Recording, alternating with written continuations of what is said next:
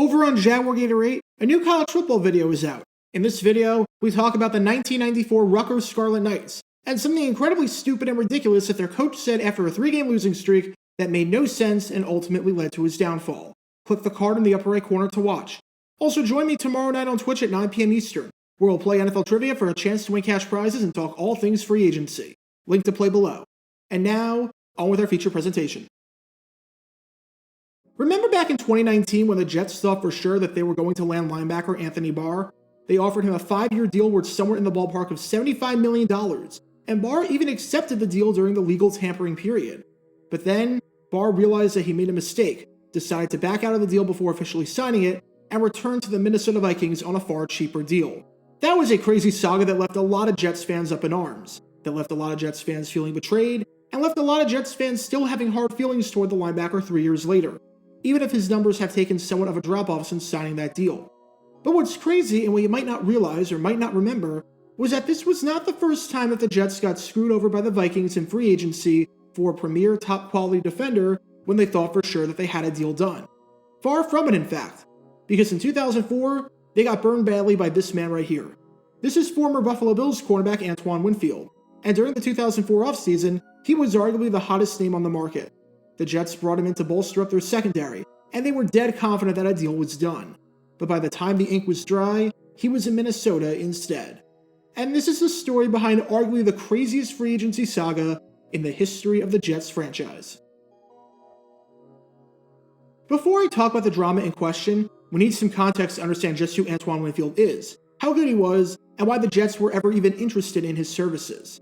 In 1999, the Buffalo Bills saw a glaring need in their secondary. The team had a pass defense that was mediocre and pedestrian at best, and bad at worst. In the 4 major categories, which are passing yards, passing touchdowns, passes intercepted, and yards per attempt, they finished outside the top 10 of the league in all 4 of them. And in passing touchdowns, ranked 25th out of 30 teams. Their 2 primary starting cornerbacks, Ken Irvin and Thomas Smith, combined to record just 2 interceptions. And of the 4 starters in their secondary from 1998, their average age in 1999 was 30 years old. That's not good for a defensive back, and that's especially not good when you're not getting any production out of the secondary. With that, the Bills spent their first-round pick on Ohio State defensive back Antoine Winfield, and he immediately established himself as one of the top cover corners in all of football. No, his ball skills were not the best. He only had 6 interceptions in his 5 seasons with the team. However, part of the reason why his interception total was so low was because he was so good at covering that he blanketed his receivers to the point where no one wanted to throw his way. And on top of that, he was as surefire of a tackler as they came. If you needed him to come up and run support and disrupt the play, he could do that. He even had a propensity to deliver some absolute shots and just lay guys out in an incredibly physical, but incredibly clean way. The stats might not jump out off the page right away, but make no mistake about it, Winfield was one of the top cornerbacks in all of football. And this was especially true during the 2003 season, which was his final season in Buffalo before he was set to hit free agency. During 2003, he had what was on paper the best year of his career. Winfield stayed healthy and started all 16 games. He recorded 12 pass breakups, which was a career high for him, and made him the only player on the Bills that season to have double-digit breakups. He recorded 10 tackles for a loss, which is a good number for a defensive lineman to have, but for a cornerback to have that number is almost unheard of. For some perspective on just how insane that is, not only did Winfield lead all cornerbacks in that category in 2003, but he was a whopping 43% better than the next closest cornerback in the entire NFL in that department. It was very clear that Winfield was going to get paid when he hit the open market, and was going to force teams to bust open their wallets, manipulate the salary cap, and break the bank. For many teams, he was target number 1. And one of those teams was the team that he had to play twice a year, and the team that knew him very well from previous matchups at the start of the millennium. That was the team down in East Rutherford, known as the New York Jets. Entering the 2004 offseason, the New York Jets had a few problems on their hands with their secondary. For starters, while their pass defense was one of the best in the NFL in many categories, finishing 4th in passing touchdowns allowed and inside the top 10 in passing yards allowed, it still had a lot of work to do. The numbers were a bit misleading. The secondary struggled forcing turnovers, finishing the year with just 11 interceptions, which ranked 29th in the 32-team league. And the team had no stud cornerbacks who could make a play. The only player on the Jets in 2003 to have more than 2 interceptions was Aaron Beasley, and he had a grand total of 3. The top player in picks ranked 40th in the league, and there were not one, not two, not three, but 4 players on the St. Louis Rams who had more interceptions than the top guy on the Jets. They needed a star to anchor that secondary, because at the moment, they had no one. Number 2, the Jets had a secondary that was on the decline. If you looked at their 2 cornerbacks who started their games in 2003, they were both on the wrong side of 30. You had Ray Mickens, who was drafted by the Jets all the way back in 1996, and while he had been with the team for 8 seasons, he was going to be 31 years old in 2004. And then you had Aaron Beasley. Don't get me wrong, Beasley is a very good cornerback, and as a Jaguars fan, I love the guy, because he was an instrumental part of that 1999 defense that led the Jags to a 14-2 record and got them to an AFC Championship appearance before a meteor struck down the stadium and the game never got played. However, he was also going to be 31 years old. The last thing you want in your secondary, which is already struggling, is to have your top 2 guys being 31 and older, especially when you have no one waiting in the wings, as the only draft pick that they spent in the secondary in 2003 was a 5th rounder on Iowa defensive back Derek Pagel, who didn't do anything. And if that wasn't bad enough, they cut Aaron Beasley at the start of the offseason to clear some cap space. So their 2 starting cornerbacks entering free agency looked like they were going to be Mickens and Donnie Abraham, who, while he was a great cornerback in his prime and even led the league in interceptions during the 1999 season with the Tampa Bay Buccaneers, was also going to be 31 years old. Bottom line, the Jets needed help badly at that position. It was an old, aging unit that didn't have anyone good in their prime. They knew they needed to make a splash, and knew that this was a unit that needed a serious boost if they wanted to have any chance of competing in 2004. Which is why after they tried to trade for Champ Bailey but failed, they made an aggressive push to get the man of the hour, Antoine Winfield. Again, when I say that Winfield was the top target, I am not exaggerating in the slightest bit. There are plenty of examples, but here's just one article that I found previewing the top targets in free agency around the NFL. Winfield was the number 1 ranked defensive back by a fairly comfortable margin, and was considered to be the 3rd best free agent on the entire market. And it was very clear that Winfield was not coming back to Buffalo. As general manager Tom Donahoe said on Winfield, "We were hopeful we could have some discussions, but they just seem to be pretty firm in the fact that they want to get out there and test it. There's not much we can do. When somebody doesn't want to talk, it's not a very good conversation." Winfield was going to hit the open market, and now it was time for the Jets to go all in and snatch the star corner away from their AFC East rival. The free agency window opened up at midnight. At 12:01, the Jets were flying out to Cincinnati to personally meet with Winfield and make sure that they could get a deal done.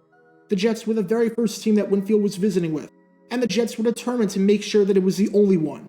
They offered him a 6-year deal worth $5.6 million on average, along with a $10 million signing bonus. And while Winfield's agent, Richard Katz, didn't confirm any details of the negotiation, he did confirm that the sides were talking, saying there's some deals being done, and we're both still trying to figure out where the market is. The 2 sides continued talking, and eventually, they agreed to a deal for 6 years and $30 million. Just like that, Winfield was going to be a Jet. Everyone seemed to be thrilled about the news, and the deal seemed to be all but done. Winfield originally had a meeting set with the Minnesota Vikings, the team with the most cap space in the NFL. But that meeting was canceled by his agent because talks were going so well with the Jets. Vikings head coach Mike Tice was personally informed by a member of Winfield's camp that he would not be making that visit. One person close to the negotiations said on the 2 sides agreeing to a deal, it's heading in that direction. The Jets seemingly stopped their pursuit of other guys at the cornerback position, since that role was being filled by Winfield. The Jets had scheduled an introductory press conference for Winfield so he could talk to the New York media and so that he could officially be introduced as a member of the team. And ESPN flat out said that the Jets and Winfield agreed to terms. This was seemingly a done deal. The Jets got their guy. But as you probably know, Winfield never suited up in a Jets uniform, because he never actually signed the contract.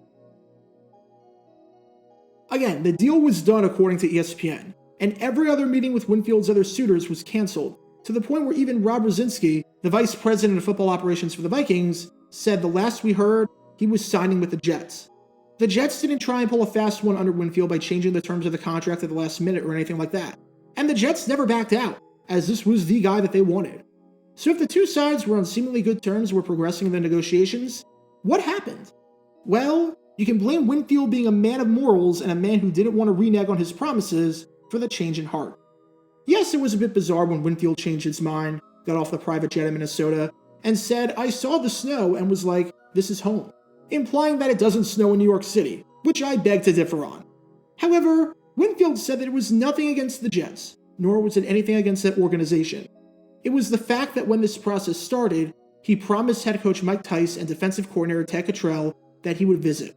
It'd be one thing if Cottrell was a total stranger to Winfield, and the two men didn't really have any connection. But remember that Cottrell was the defensive coordinator of the Bills from 1998 to 2000, and was there when Winfield was starting out. Heck, Cottrell might have even advocated for the Bills to draft Winfield in the first place. The two men had a good relationship, and Winfield did not want to let him down and change his word. As Winfield said, "I was real close to signing with the Jets. Everything was pretty much printed out. But when it came down to it, I just wasn't ready.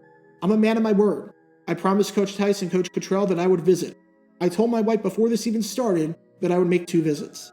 The moment that Winfield got cold feet about the whole thing, everything on Minnesota's end came together incredibly quickly. Tice knew Mike Pegram, the owner of the 1998 Kentucky Derby winning horse, real quiet. Pegram owned a private jet, and Tice asked Pegram to do him a favor and use that jet to fly to Long Island and pick up Winfield and get him on a flight to Minnesota.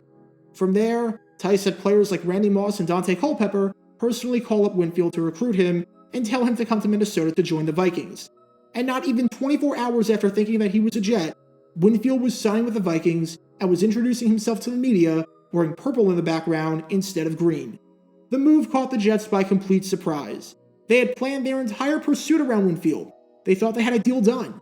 And then he gets cold feet and decides to make one more visit just because he felt bad about breaking a promise to his former defensive coordinator. Now, sometimes whiffing on a big-name free agent is a good thing. We saw that with the Tennessee Titans in 1999, when they thought that defensive end Anthony Cook was a surefire thing to come back to Nashville, with the deal being in striking distance, only for him to go to Washington instead. You can learn more about that bizarre situation by clicking the card in the upper right corner. However, I can safely say that this was not one of those moments, because Antoine Winfield was an absolute stud in the Twin Cities, and as great as he was up in Buffalo, he was even better up in Minnesota. Put simply, anytime you sign a free agent to a long-term big money deal and he winds up staying 9 years with your team, that is a heck of an investment. Antoine Winfield was a great cornerback in Buffalo, but in Minnesota, he became somewhat of a team legend. Winfield started a whopping 115 games with the Vikings, including 5 seasons where he started all 16 games, and recorded 21 interceptions to go along with 74 passes defended. He was named a second-team All-Pro by the Associated Press in 2008, and even though it's unofficial, got this honor from Pro Football Focus 3 times, getting this honor in 2008, 2010, and 2012. Keep in mind that during the 2012 season when he got this honor for the last time, he was 35 years old. How many cornerbacks are still in the league at 35, let alone starting, let alone playing at an all-pro level where they're one of the best in the game? And on top of that, he was named a Pro Bowler 3 times, receiving this honor in 3 straight years from 2008 to 2010. Winfield had some absolutely massive moments while playing with the Vikings. He had a pick 6 on opening day of the 2007 season against the Atlanta Falcons against Joey Harrington late in the 4th quarter that officially clinched the victory. In a 2004 game against the Saints, New Orleans was facing a goal-to-go situation, and Winfield made a critical interception right as it looked like New Orleans was about to score. Minnesota won that game by 7, so that pick turned out to be absolutely vital. In a 2004 game against the Lions, with the Vikings up by 7 with 2 minutes left in the 4th quarter, Joey Harrington threw a pick to Winfield to seal the deal and win that game, as the Vikings just knelt it out the rest of the way after that. And in a 2008 game against the Saints, which the Vikings won 30-27, Winfield had an astonishing 5 tackles for a loss, wreaking havoc in the backfield all day long. I'm sure the Vikings had high expectations for Winfield when they gave him all that money in free agency and gave him such a long-term deal, but even they had to be stunned with the fact that he outplayed that contract by a lot. To get a high-quality player and one of the best in the league at his position for nearly a decade, and to have that player playing well for that entire period, is as good of a free agent move as you can ask for. Which is what has to make it hurt even more for the Jets that Winfield was the one that seemingly got away. The Jets did everything right here. You can't blame them one bit. They were aggressive and pursued him the moment he became available. They made him the first offer, and made him a very good offer at that. They treated him right, wined and dined him, and gave him exactly what he was looking for. And then, when everyone from the Jets to the fans to the media thought that it was a done deal and that it was official, Winfield stunned everyone and changed his mind. For many NFL fans, picturing Antoine Winfield in any colors, especially green and white, other than purple and gold feels weird, and feels like it's part of an alternate universe that should not exist. But we were moments away from having that happen. And for Jets fans who think about what could have eventually been with a cornerback tandem of Antoine Winfield and Darrelle Revis, it has to hurt even more that the Jets' pursuit ended with a crash landing. Get your official Jaguar Gator 9 merchandise by going to jg9shop.com, and be sure to like this video, ring the notification bell, and subscribe down below if you haven't already, as it helps the channel out a lot. And be sure to check out Twitch every Wednesday night at 9 p.m. Eastern for your chance to play NFL trivia and win cash prizes. Link in the description below. If you want to see videos like this condensed down to 60 seconds, then follow me on TikTok at Jaguar Gator 9. To see college football videos, subscribe to Jaguar Gator 8. To see highlight videos of players throughout the history of the NFL, subscribe to JG9 Highlights. Also, special thanks to all of our Patreon supporters for helping out the channel. Your support is greatly appreciated. So you can become a patron and request future video topics in the description below.